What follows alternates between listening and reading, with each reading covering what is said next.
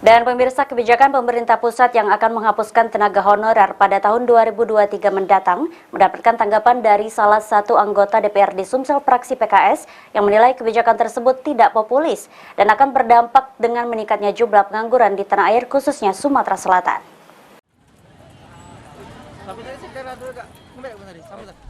Kebijakan pemerintah yang akan menghapus tenaga honorer tahun 2023 mendatang mendapatkan sejumlah komentar, salah satunya anggota DPRD Sumsel Saipul Padri.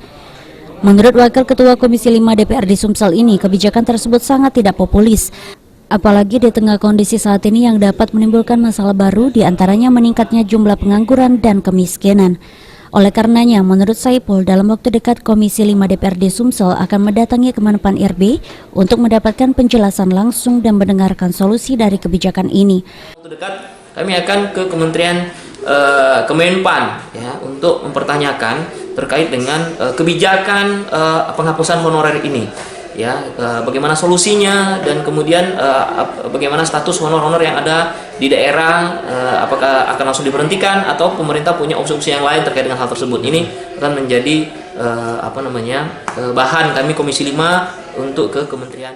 Sejauh ini Saipul Padri melihat honorer masih sangat dibutuhkan, khususnya di dunia pendidikan, dalam hal ini guru, untuk mengajar siswa. Firman Hidayat, PAL TV.